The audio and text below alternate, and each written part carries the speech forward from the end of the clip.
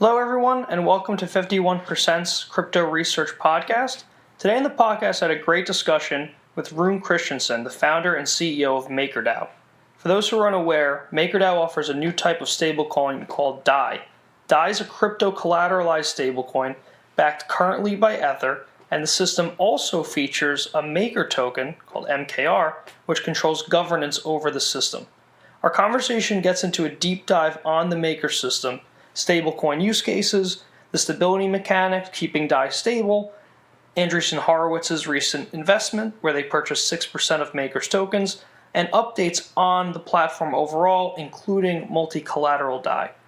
This was a timely episode as just this week, Tether, the most popular fiat-backed stablecoin with over 3 billion Tether issued, lost its pair to the US dollar and dipped to around 93 cents on Monday.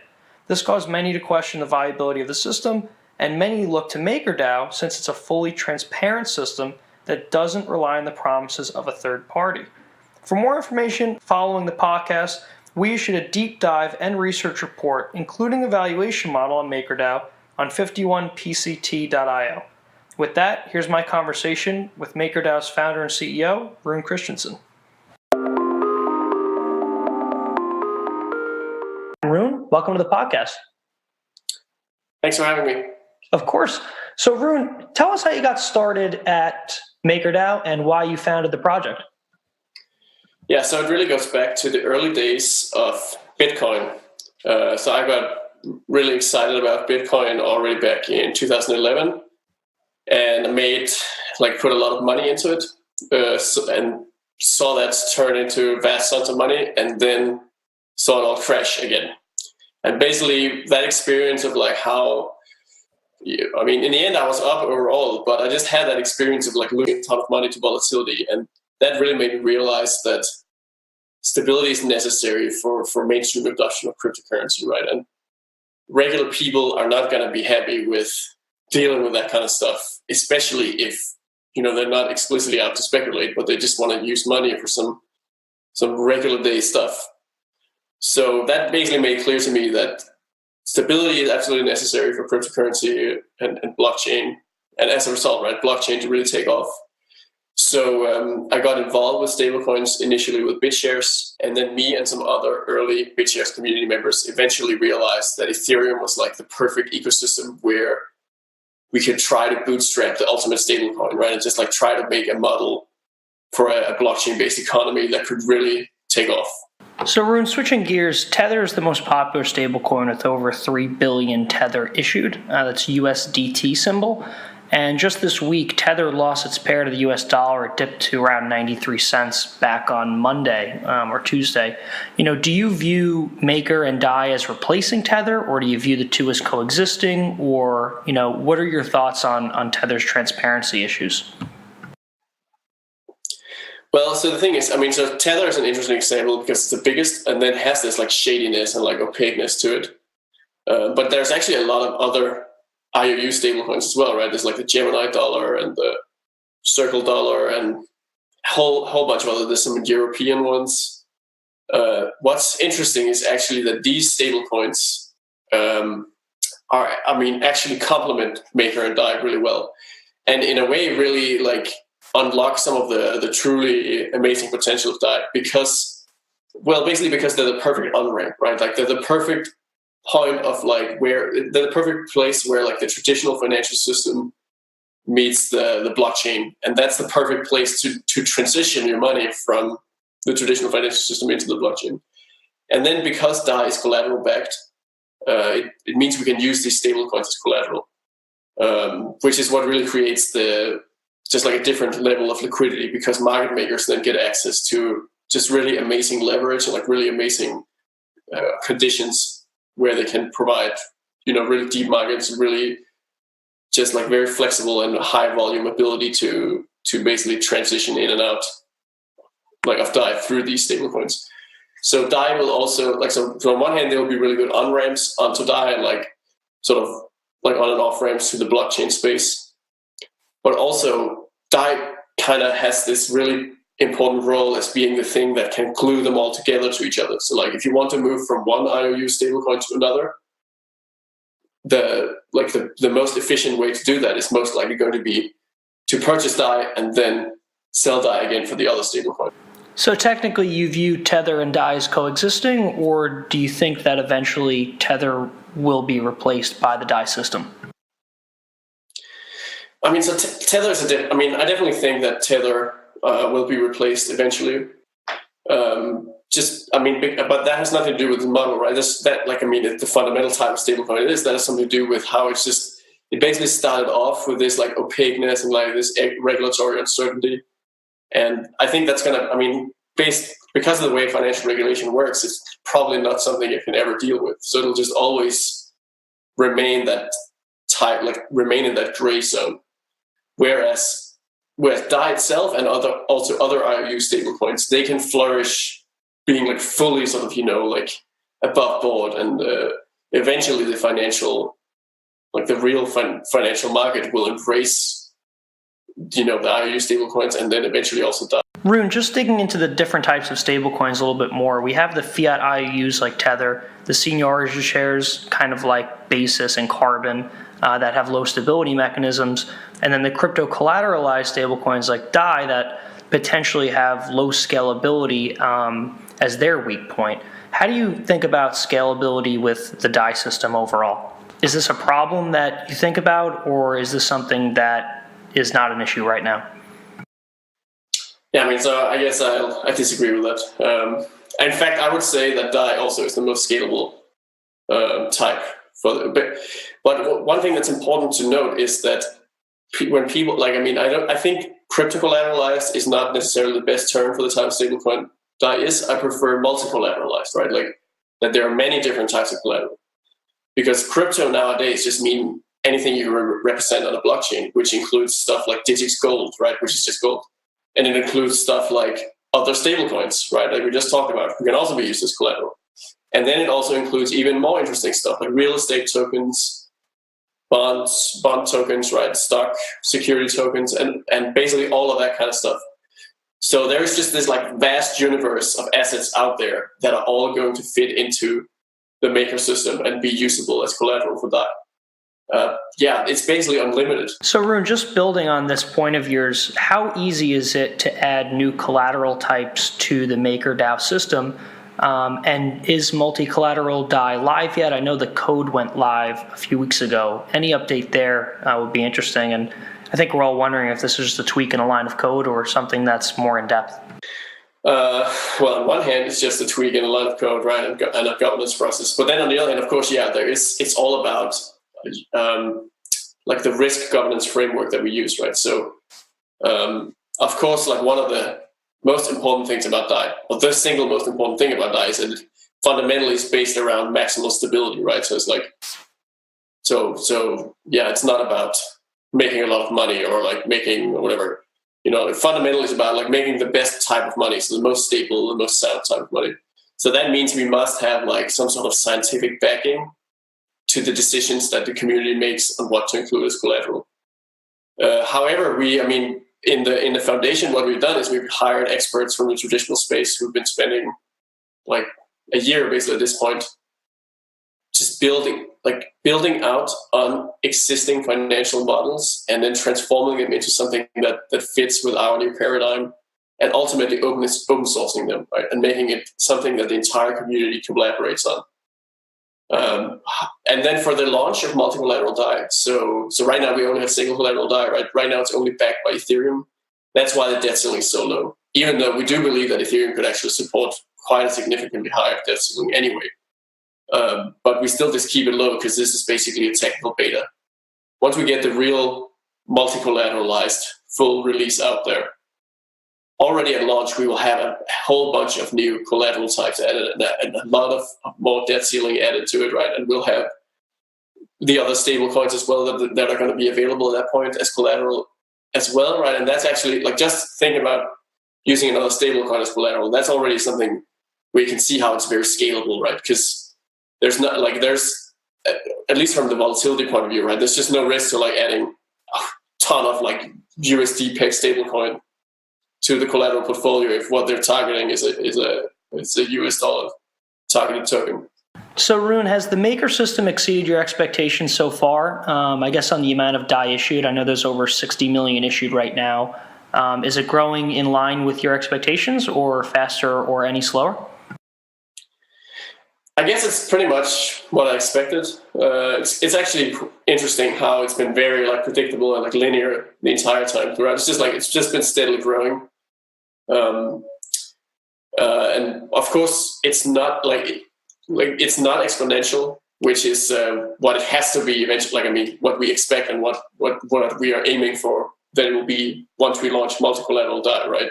And I think, I mean, again, that's like a result of this being a technical beta. It's kind of like we're seeing this like steady, like careful entry into the system and like people basically testing it out, and then increasingly relying on it more and more.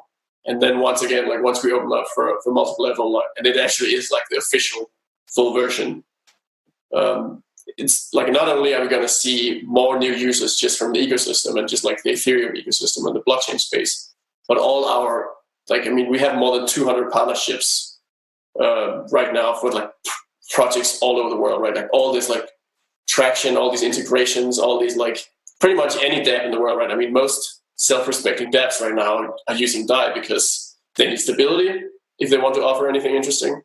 And number two, they need to be decentralized, otherwise it's not a dApp. So they're pretty much all of them are working with us, and that's what we're expecting will start to really show and like go online in 2019. So, Rune, just closing this gap on other collateral types, multi-collateral DAI is one of the largest and next updates for the MakerDAO system. When do you think that the code will be ready to go live mainstream? And do you think this will be this year, next year, or when do you think it'll launch? Yeah, so actually we are working really hard right now to determine a launch date. So that's something we expect to, I mean, or at least a timeline, right? I mean, basically it's ready when it's ready, because this is going to be, it's like a piece of, I mean, I wouldn't even call it a piece of software. It's more like a piece of hardware, right? Like it's a piece of like immovable code that is meant to last for thousands of years potentially. So it kind of has to be absolutely perfect basically before it's launched. So it's the stage we're at now is like the final polishing, security testing, and it's actually hard to say how long that's going to take, but it looks very good, and we're very optimistic about it, right? We've actually formally verified almost the entire thing. And yeah, I mean, we're like, when we made this announcement September 17, we said we were going to come with like a follow-up update about like 1 or 2 months later, and we're still on track to deliver that. So, Rune, I think people are really interested in the use cases for stablecoins in particular. A lot of people point to the volatility in Bitcoin and other popular cryptocurrencies as not being usable for real use cases like payments or sales or revenue. What do you view as the main use cases for stablecoins? One thing that comes to mind for me is just raising $1 billion on an ICO and knowing that in a year from now, it'll still be worth $1 billion. So what do you think are the top use cases for the DAI stablecoin today? Yeah, I mean, so we definitely look primarily, I would say, outside the crypto space, right? And so it's, and basically there's two really big use cases we're looking at. So one is like B2B type transactions, kind of like the Western world, like the established financial system and industry. And the most prominent example here is trade finance, and it's like trade finance related financial transactions, where we actually have a super interesting partnership with Tradeshift, which is one of the biggest supply chain platforms in the world, where we're building like this blockchain-powered trade finance marketplace with them. And that's just one of like the really amazing obvious use cases for blockchain. And because like if you're building something with blockchain, you need stability, and that's like, again, right, you need the stablecoin. Then additionally, you also have the collateral like story with trade finance in particular. But there's also like there's a remittance. That's also something where we have a lot of interesting partnerships, such as with Wire in the US, and yeah, just like a whole bunch of other partners that are all working on international transfers in various ways. Got it. That's interesting. And just going, switching gears from the use cases to the platform itself. I don't know if Maker gets a lot of credit. I know it does for people that know the story, but the Maker token actually features real governance now, not a future of, governance later. So where token holders are actually voting on changes to the system. Can you walk us through, how easy it is for Maker token holders to vote on changes or propose them, and any that they already have, because it's a big deal? Yeah, so the technical component of governance has already been completed, right? And it's been live for 9 months at this point. But the bigger challenge is actually what we call sort of the social layer of governance, like the actual governance of. Because one thing is like coming to like voting on stuff and executing it on the blockchain, but another thing is like figuring out what you're supposed to vote for in the first place.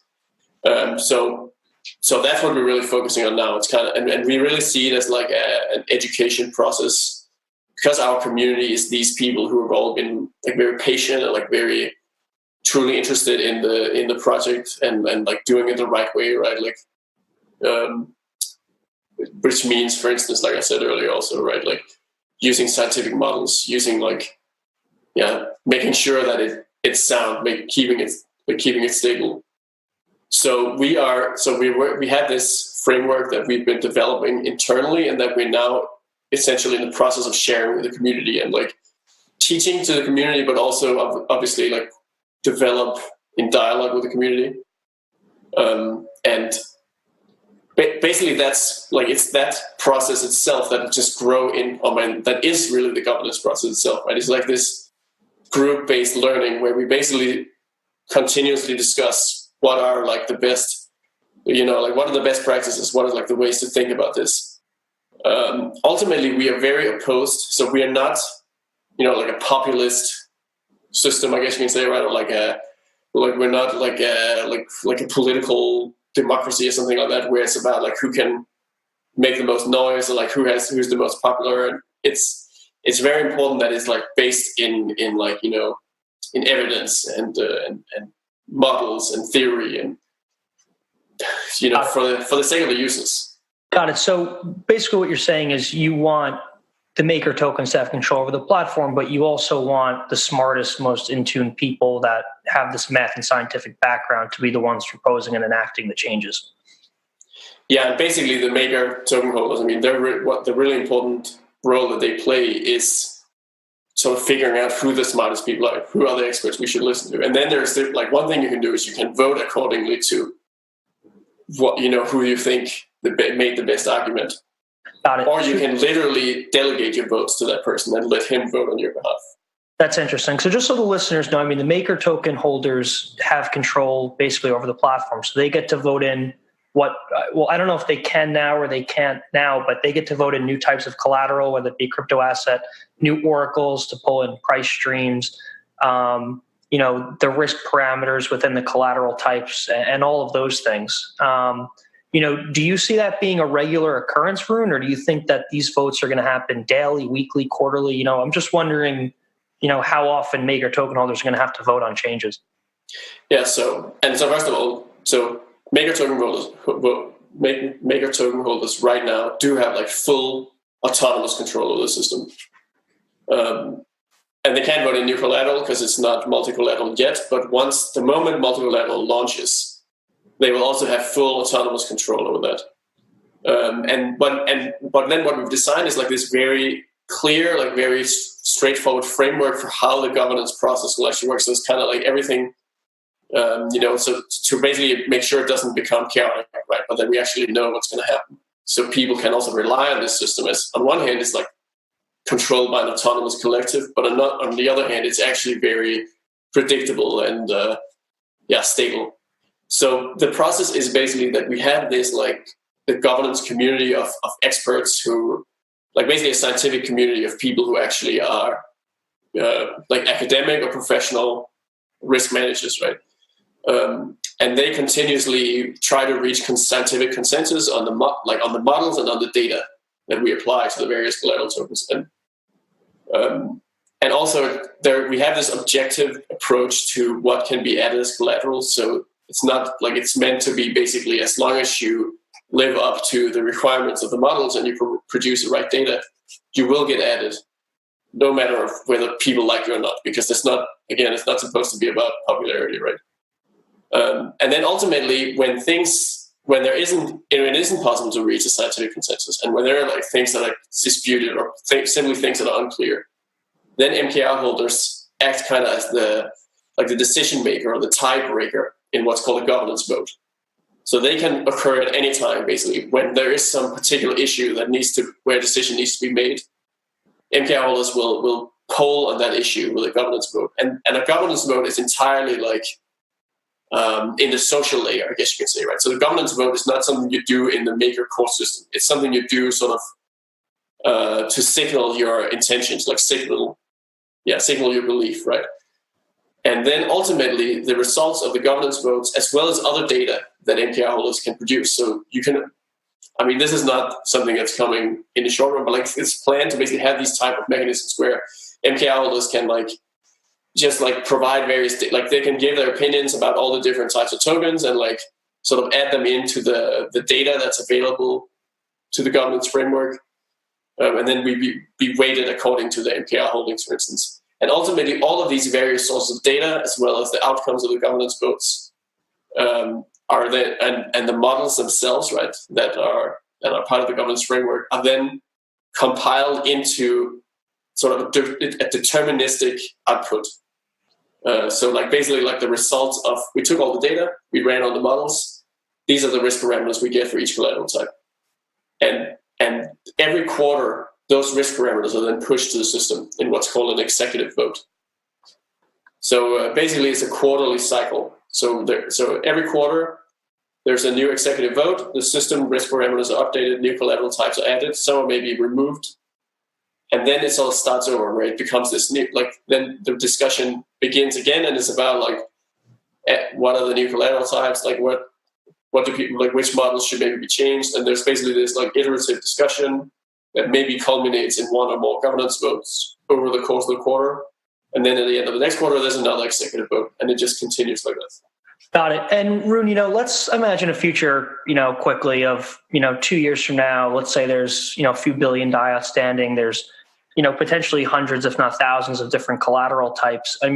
How is the system going to be able to keep up with, handling the collateralization ratios and all the metrics for all of these, hundreds of collateral types?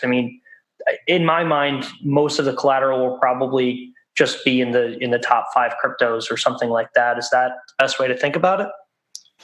Well, that's not what we intend for. So what we hope is that, let's say 2 years from now, that the collateral will be massively diversified, right? And in fact, that is one of the core, that's one of the core tenets of risk management, right? It's hedging and diversification. So the governance framework itself is set up to encourage diversification and basically provide better terms, better conditions for collateral types that are with a risk profile that is less represented currently in the collateral portfolio, and actually be biased against something that's already a lot of, so that it by itself tries to balance out and make the collateral portfolio as diversified as possible.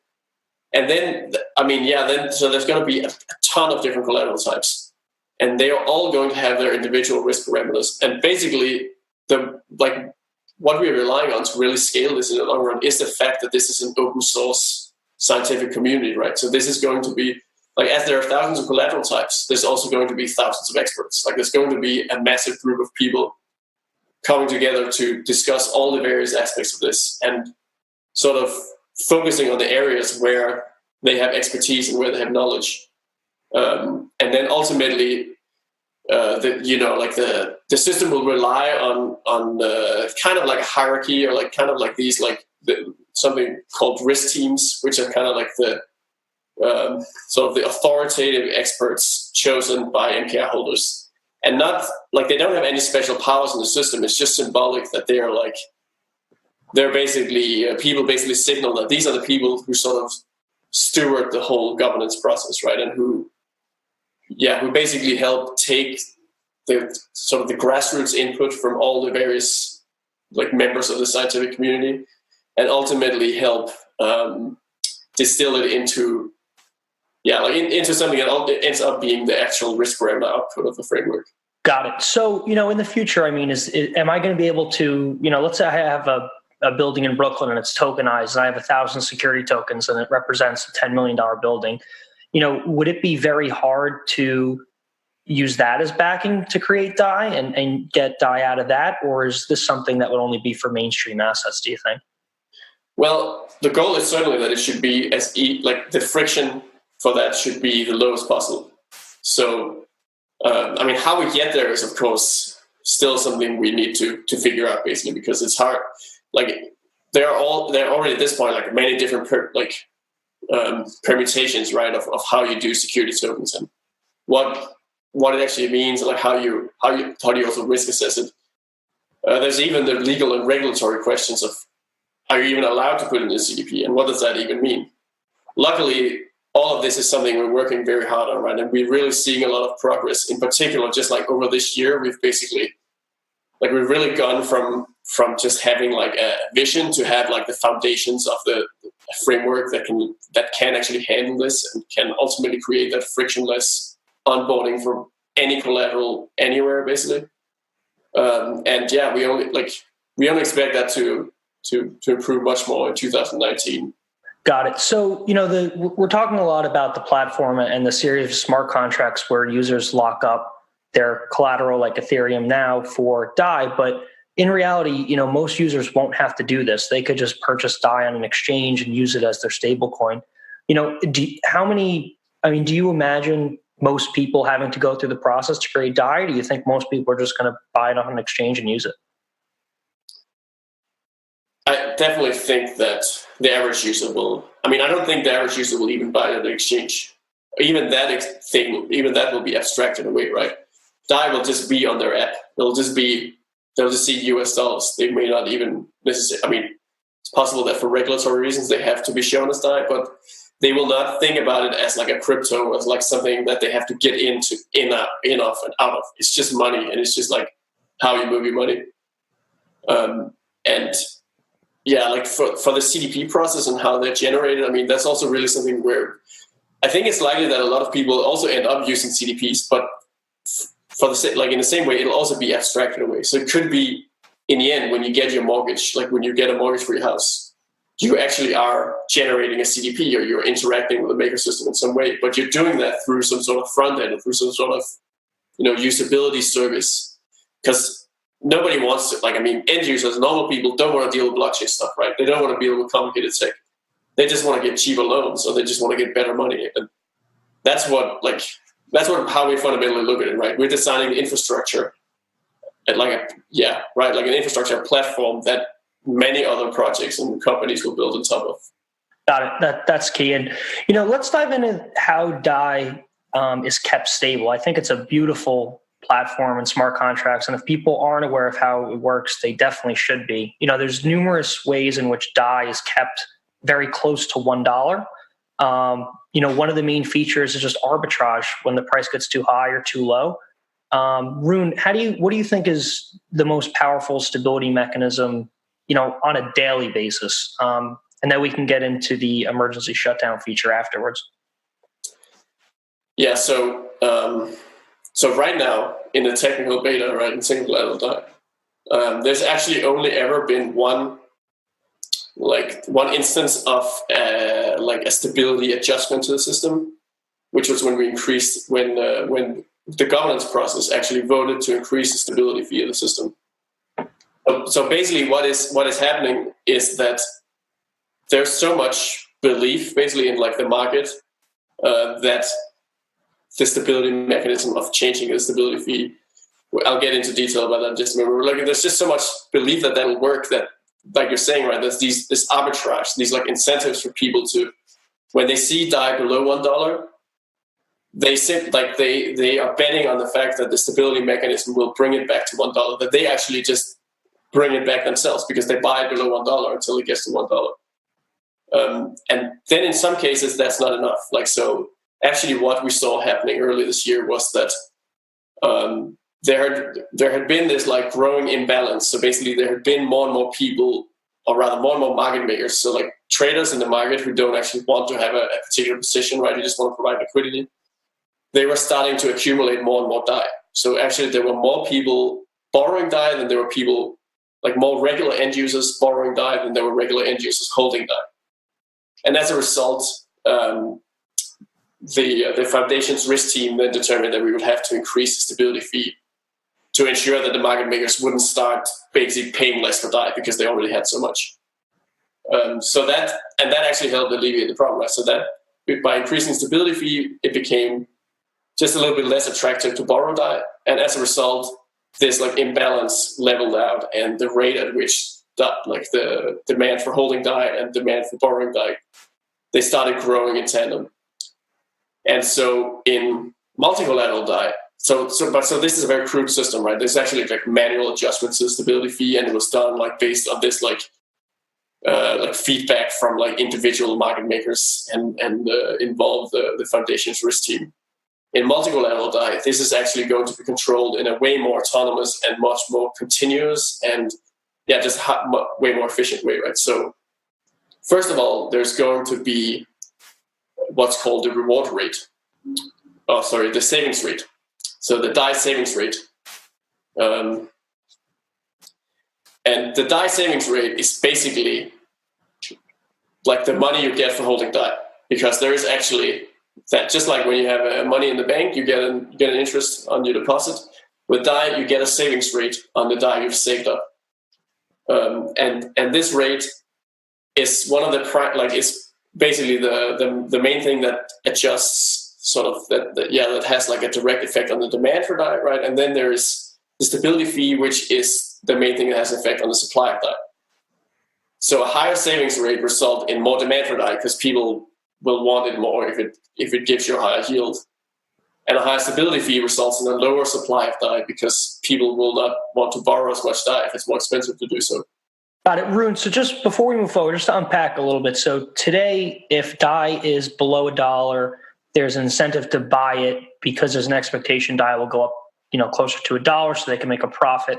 If DAI is above $1, users can go through the process to lock up collateral, purchase DAI, sell it at the higher price, basically shorting it, then buy it back lower to make a profit.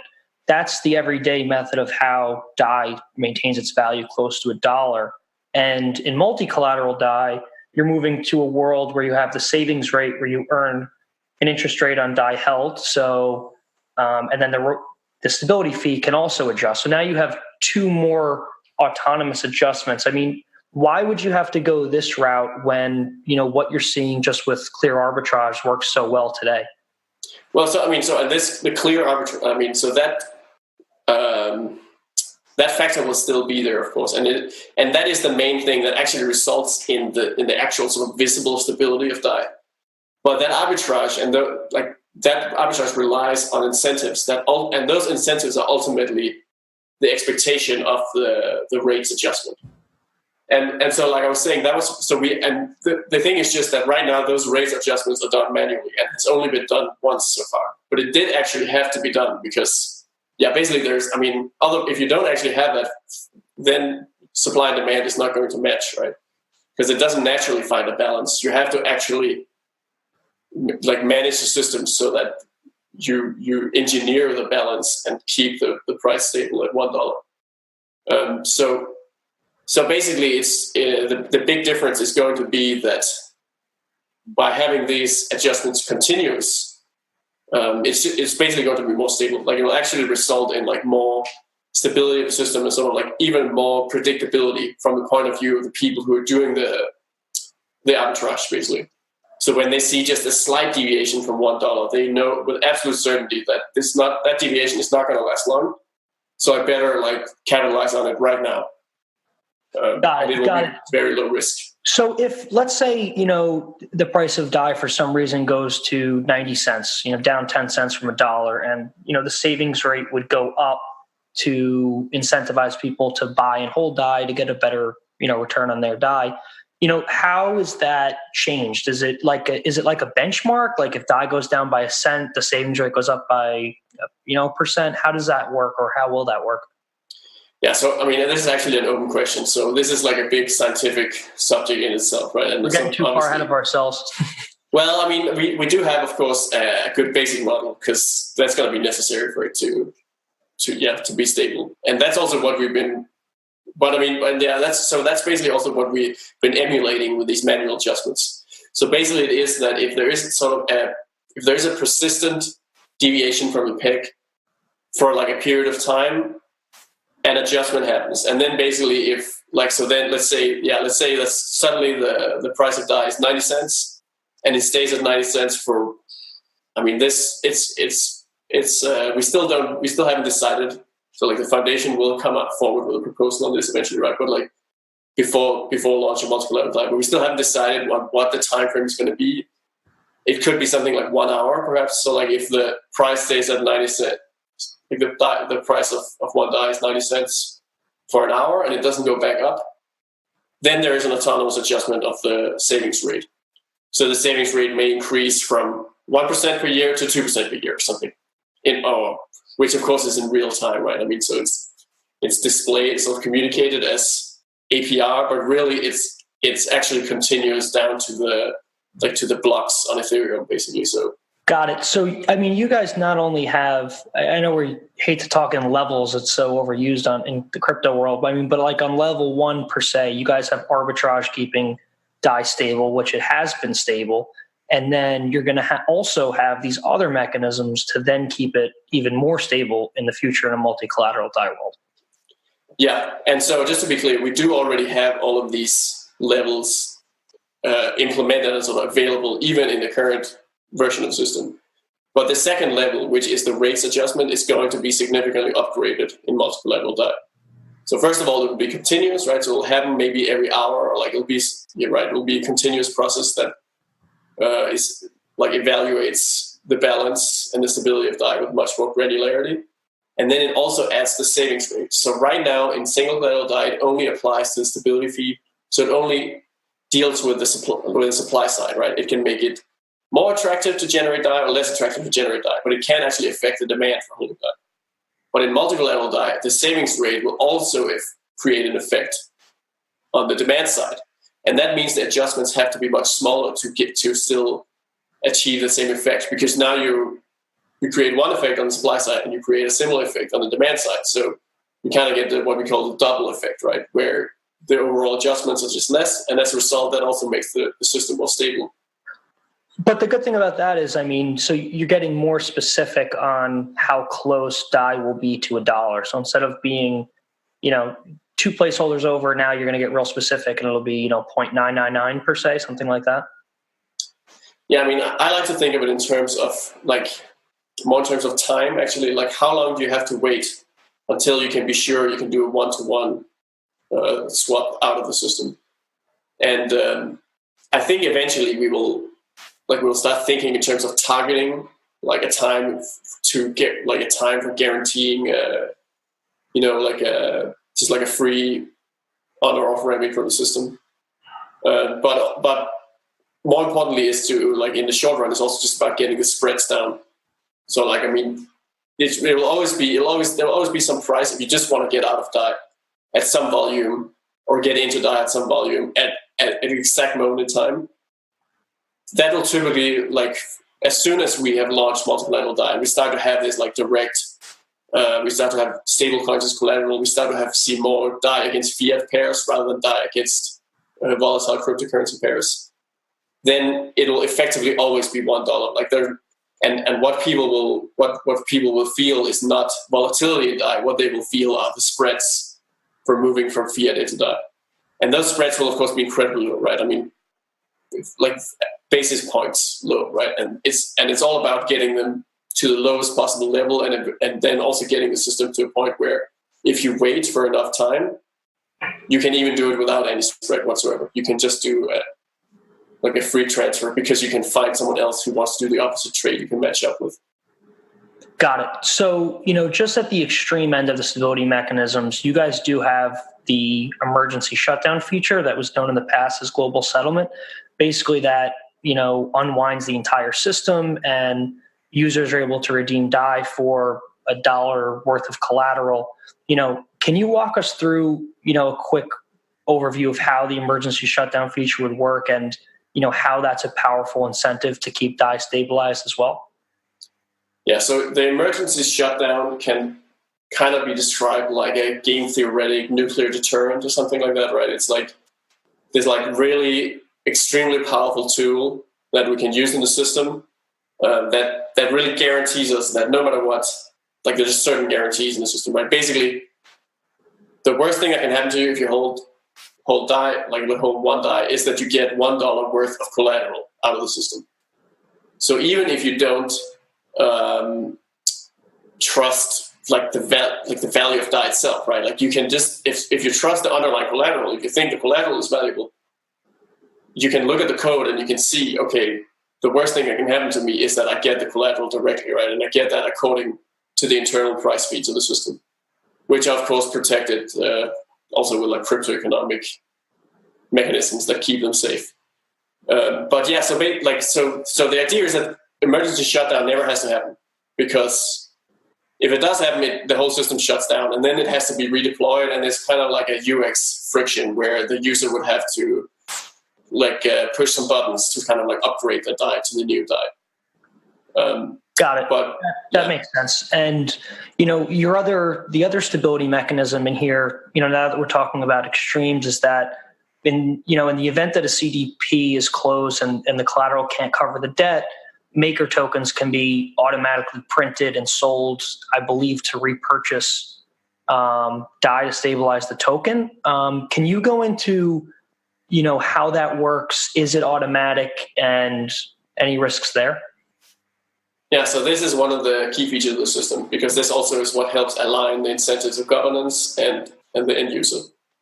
So basically, because MKR holders govern the system and set the risk parameters for the system, so they decide, for instance, how much extra collateral you need to, how much your Ethereum collateralized debt position has to be over collateralized. They're predicting what's the worst thing that can happen to Ethereum, and if they're wrong, that actually means the system is now out of money. And the only way that what it means when they're wrong is that there's an extremely quick crash, right? Like a massive crash in ETH that actually makes it fall more than 33% in this scenario, for instance, where the over collateralization is 150%. In the span of a very short period of time. It would actually be a 50% fall in the span of a couple of hours.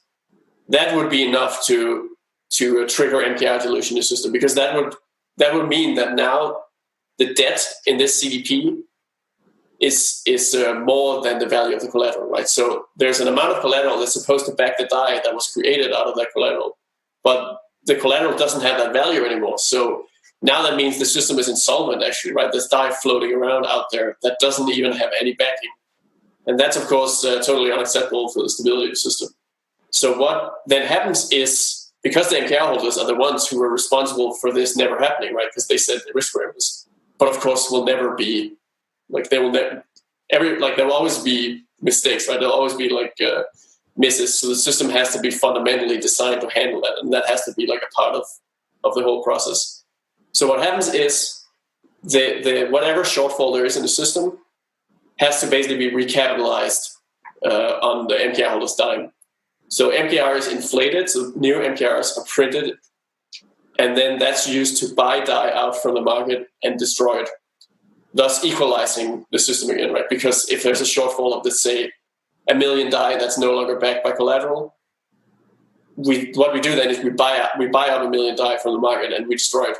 And now that million, and now we've covered the shortfall because now it's back in balance. Got it. So basically, the beauty of this system is that since Maker can be automatically printed and thus diluted to cover DAI, the holders of DAI who are doing the governance features have a strong incentive to make sure that the collateralization ratios they choose and the collateral types are all secure and stable. Yeah, right. It's about trying to solve the principal agent problem, right? Because MKR holders really are best off if they keep the system perfectly stable. Because if they keep the system perfectly stable and nothing risky happens, nothing crazy is going on, they just get to earn that continuous stability fee from the system. But on the other hand, if they take risky bets, then that's actually not good because they stand to lose. They'll have to pay for all the risks they're taking. Got it. That makes a lot of sense. And I don't want to get into the detailed valuation model I did on you guys. It'll take too long. But I want to get into the other side of the inflation to Maker, which is the deflation to the token. The way I understand it is that when a user wants to repay their CDP, collateralized debt position that they used to create DAI, they have to pay the stability fee in Maker tokens, and then I believe those tokens are then burned, thus deflating Makers. Is that exactly how the supply works there? Yeah, that's exactly how the system works right now. So, I mean, actually, so all the MKR fees are collected in this contract called the burner. And the burner hasn't actually been activated yet, but that's basically just a matter of like governance deciding to activate it. Once it has been activated, the tokens will actually be removed from the supply. So you can even go and see it on like CoinMarketCap, for instance. You can just see like the total supply of MKR just continuously decreasing over time. But effectively, these tokens have already been burned because they're stuck there no matter what. They're out of the circulating supply, and eventually they will be literally removed from the total supply. But the way it actually works is going to be slightly different from multi-collateral DAI because it'll no longer be that you have to pay your fee with MKR, because that's actually a little bit annoying that you have to like also deal with MKR just to use CDPs. So it's going to be abstracted away, and you just pay your fees with DAI. But under the hood, the MKR burn still happens for you. So whatever you pay in fees ultimately goes to burning MKR. Oh, wow. So users won't even know that they're paying in Maker. Yeah. That's interesting. All right, cool. And then, just going back to collateral ratios, I did some math. It took a while, but I kind of assumed a single or, half the collateral in the DAI world is attributed to Ethereum. And I kind of found that the amount of ETH's total supply that could be locked in Maker's contracts could be anywhere from, 4 to 20%. So, how do you think about, a large percentage of popular coins basically being locked in Maker smart contracts? I mean, it's great for the system, but it seems like it would add a lot of volatility to the underlying cryptocurrencies that are used to back DAI itself. Yeah, I mean, I think from where we're standing right now, I think it'll mostly add a lot of upwards pressure, right? Because it would mean a significant reduction of the circulating supply of these tokens. But overall, it's actually it would be great, of course, to have a lot of all the popular cryptocurrencies in DAI. But then the important thing is also to make sure that we have other uncorrelated stuff in there as well.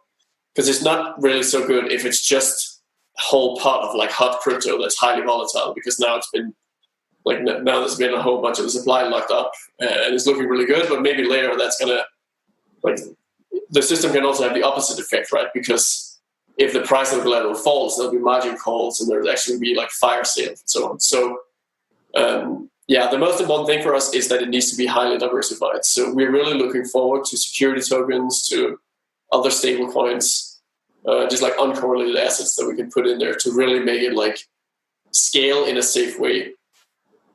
Got it. That makes sense. And, just switching gears here, Andreessen Horowitz purchased 6% of your Maker tokens. You guys got some pushback in the ecosystem because people were like, why should they have control over who buys this?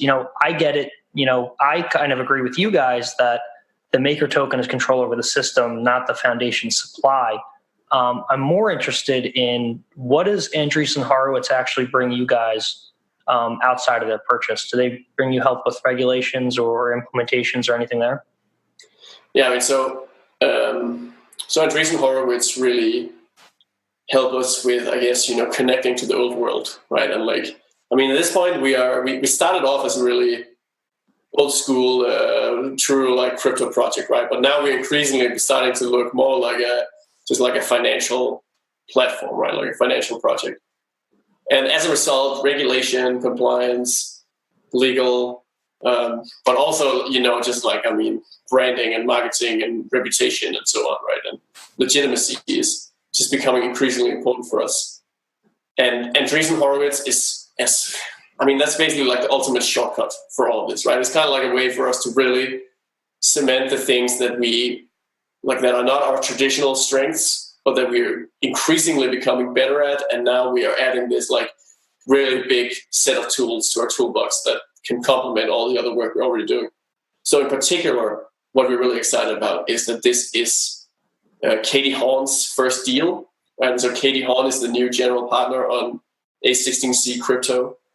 And she's actually pretty famous in the crypto world, right? Because she led the Mt. Gox. She was a federal prosecutor on the blockchain task force cryptocurrency task force. So she led the investigation, like the second investigation into the Silk Road, and also the investigation into the Mt. Gox case, and just really has like probably the best insight into how the American federal government thinks about crypto and blockchain, and like where the different regulatory agencies, what stages they're at in this thinking, right? And can really, has already really provided us with really tremendous insight and sort of help improve our existing regulatory plan.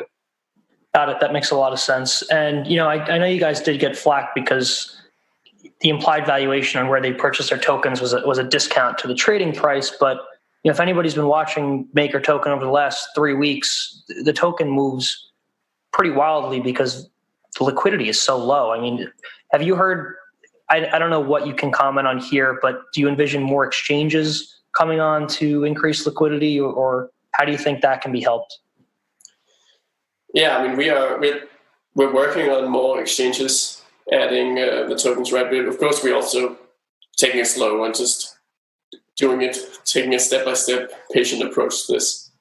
And in terms of like the price that Andreessen got, basically there's two really, really major factors to consider, right? So first is like the really incredible value they add.